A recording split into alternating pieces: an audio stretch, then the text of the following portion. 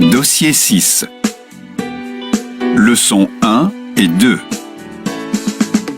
Activité 2. Allez, on se met au travail. On commence par notre article principal. Je voudrais vérifier que nous sommes bien d'accord car notre dossier spécial va dépendre de cet article. Alors, c'est sur les chanteurs de rap.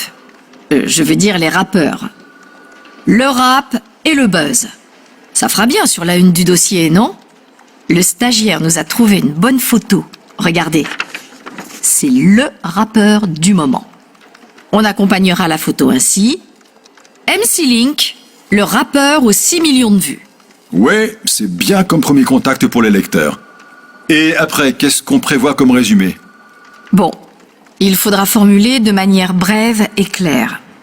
Mais je pense qu'on doit y trouver 3 informations. 1. Les rappeurs français ne font plus confiance aux médias traditionnels. 2.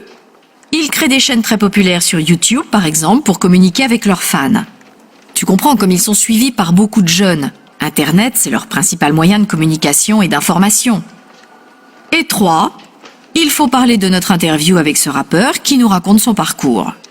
Les lecteurs ont forcément entendu parler de lui. Ça semble bien structuré. Qui a interrogé le rappeur? On a quoi comme note? C'est moi. Tenez, je vous donne la transcription résumée de l'entretien. Je compte présenter son parcours depuis qu'il a créé sa propre chaîne, comme un récit. Ok, merci. Donc tu ne garderas pas la forme de l'interview? Non, je ne veux pas avoir des phrases comme par exemple « J'ai découvert la chaîne d'un autre rappeur il y a 4 ans, et puis l'année dernière j'ai franchi les 6 millions de vues pour un clip, etc. » Je veux que ce soit un texte plus rédigé et cohérent, un peu comme une histoire. Et quelle question ressort selon toi? Il nous faut une question principale. Ça pourrait être Internet, le nouveau média des rappeurs? C'est parfait pour la perspective générale de notre dossier. Nos lecteurs auront des choses à dire après ça, c'est certain. Ça va commenter sur le site web de la rédaction.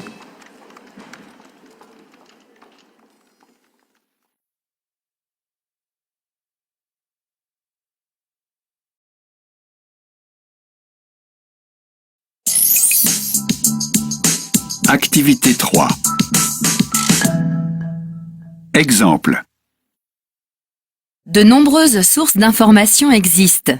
Cependant, les vérifications deviennent de plus en plus difficiles à effectuer. 1. Malgré plusieurs avertissements, ce réseau social refuse de contrôler le contenu des publications. 2.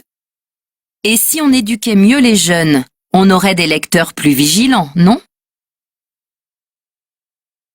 3. Je sais bien que la presse manque d'argent, mais quand même, je ne supporte pas toutes ces publicités. 4. Médias traditionnels ou réseaux sociaux, c'est la même chose puisqu'on ne connaît pas toujours l'origine des informations. 5. Bien que les citoyens de ce pays puissent consulter des médias variés, les associations de défense de la démocratie sont inquiètes. 6. Nous lirons les actualités publiées en ligne quand il y aura enfin de vrais contrôles de l'information.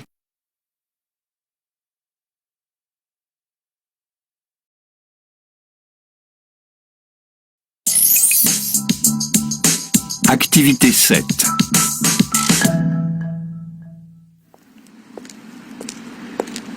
Salut Bridget, ça fait longtemps que je ne t'avais pas vue. Comment vas-tu? Qu'est-ce que tu fais comme travail maintenant? Salut Pauline, je vais bien, merci. Eh bien, en ce moment, j'ai pas mal de temps libre. Ah bon? Tu ne travailles plus? Non, j'ai arrêté de travailler il y a 3 ans après la naissance de mon fils. Et l'année dernière, j'ai eu une fille. Waouh, félicitations! Merci. Je suis très heureuse d'être maman et je voudrais m'engager dans une activité bénévole l'année prochaine. Par exemple, dans une association de parents pour partager mon expérience et donner des petits conseils. C'est drôle! Moi aussi j'avais cette idée. Je suis aussi maman de 2 enfants.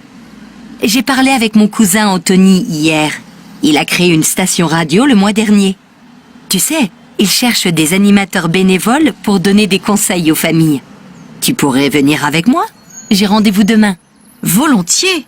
Tu imagines si nous devenions animatrices de radio le mois prochain, dans quelques semaines?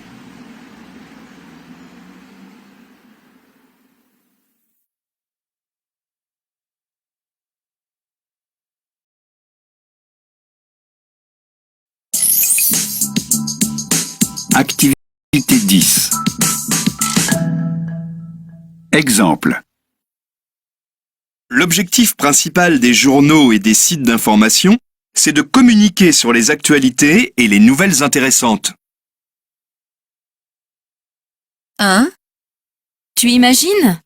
Ce site publie des chroniques rédigées par les internautes.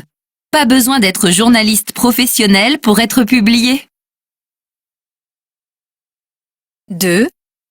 Elle travaille depuis 6 ans pour Le Parisien. Elle est rédactrice en chef de la rubrique économie. 3.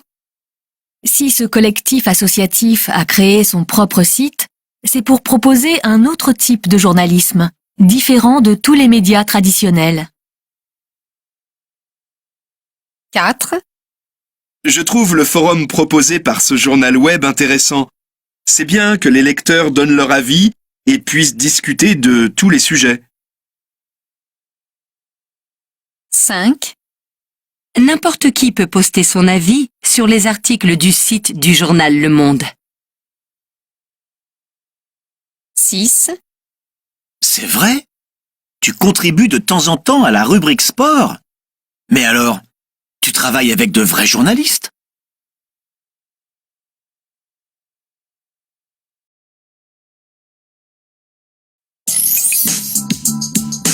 Activité 11.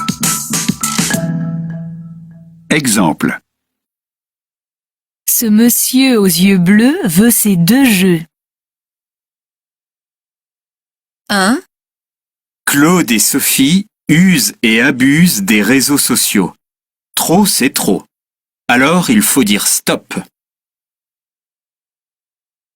2.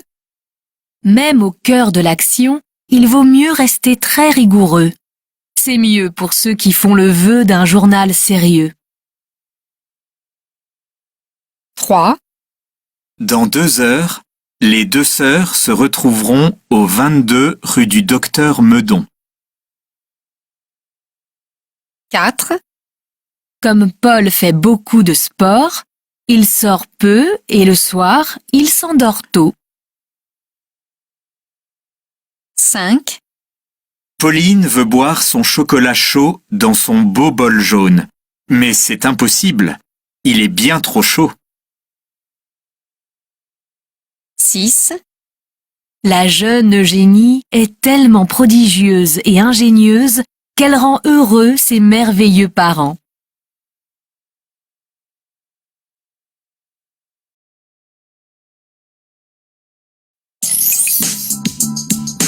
Activité 12A. Aujourd'hui, nous allons travailler sur la préparation du DELF B1. Et nous allons parler de l'épreuve de compréhension orale que vous aurez à faire. Alors, comment ça va se dérouler? Je vous conseille de prendre des notes. Vous allez entendre 3 documents correspondant à 3 exercices. Vous écouterez 2 fois chacun des documents. Pour le premier et le deuxième document, vous aurez d'abord 30 secondes pour lire les questions, puis une première écoute. Ensuite, 30 secondes de pause pour commencer à répondre aux questions, puis une seconde écoute. Et enfin, 1 minute pour compléter vos réponses. Pour le troisième exercice, vous aurez 1 minute pour lire les questions, puis vous entendrez une première fois le document. Ensuite, vous aurez 3 minutes pour répondre aux questions, puis vous écouterez le document une seconde fois, et enfin vous aurez 2 minutes pour compléter vos réponses. L'épreuve de compréhension orale dure 25 minutes au total. Rappelez-vous aussi que vous serez noté sur 25 points. Je vous propose qu'on regarde ensemble un exemple d'épreuve.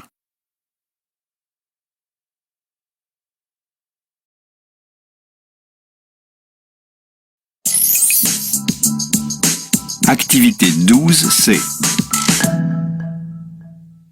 Il y a 4 épreuves pour réussir le DELF B1. Pour les épreuves collectives, vous aurez 3 exercices de compréhension orale. L'épreuve dure 25 minutes. Vous allez aussi avoir 2 exercices de compréhension des écrits. Lisez bien les 2 documents. Je vous conseille de les lire 2 fois.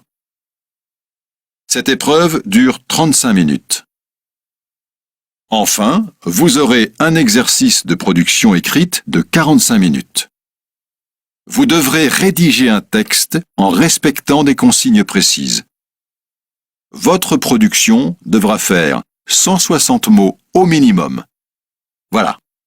C'étaient les 3 épreuves collectives. La seule épreuve individuelle, c'est la production orale. Elle dure 10 à 15 minutes et se déroule en 3 parties. Un entretien dirigé sans préparation, qui dure 2 à 3 minutes. Un exercice en interaction sans préparation qui dure 3 à 4 minutes. Et l'expression d'un point de vue à partir d'un document déclencheur.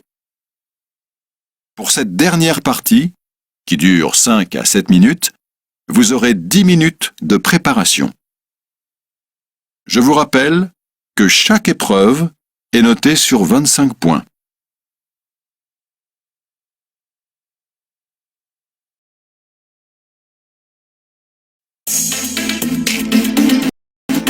Leçons 3 et 4. Activité 1A.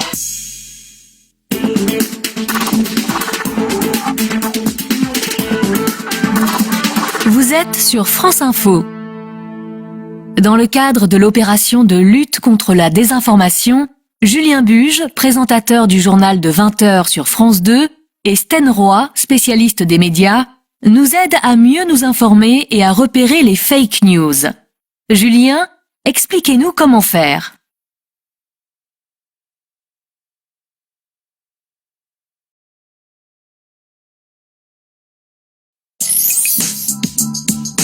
Activité 1B et C.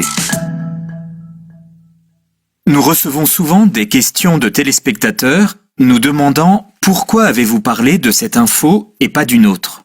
Par exemple, récemment au journal de 20h, nous avions décidé de ne pas parler des problèmes d'un acteur célèbre avec la justice.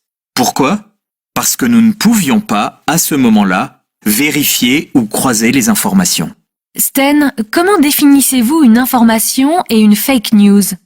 L'information, c'est un fait, un événement qui a eu lieu. On doit connaître sa source pour que le fait soit vérifiable. Une fake news, c'est un mensonge qui se répand souvent sur les réseaux sociaux. Pour rapporter des faits, il y a des règles à respecter. Il faut vérifier les faits, les croiser, les sélectionner. Et bien sûr, il faut citer ses sources.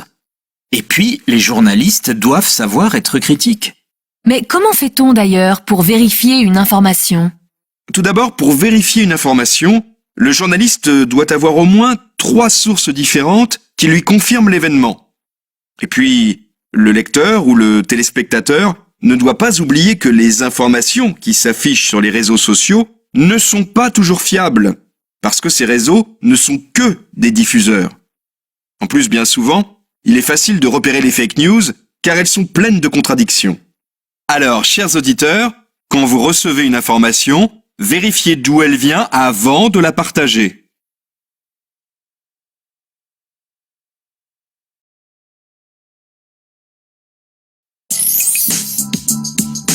Activité 6B.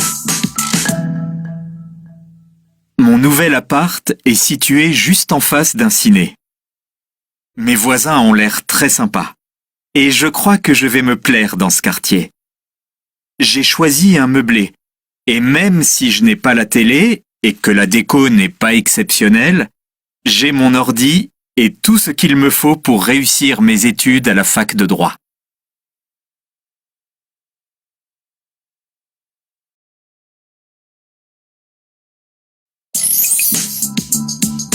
Activité 9.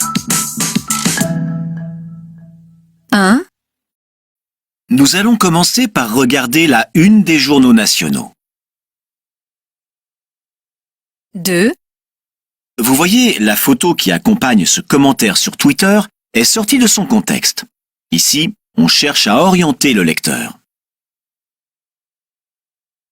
3, Vous savez, pour ralentir la diffusion des fake news, Facebook utilise un outil de signalement.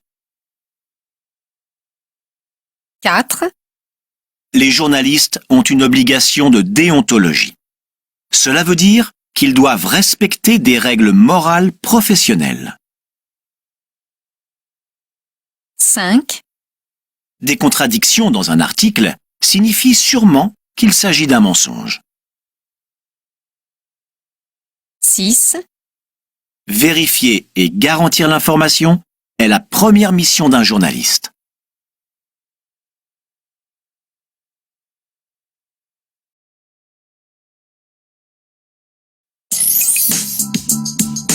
Activité 11. C'était quoi ta première mission?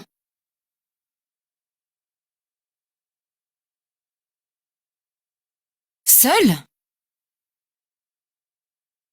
Tu n'avais pas peur? Et pourquoi es-tu parti là-bas, dans ce pays en guerre?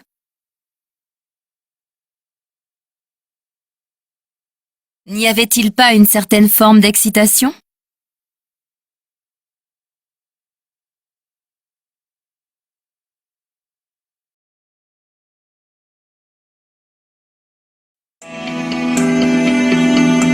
Bilan 6. Compréhension orale.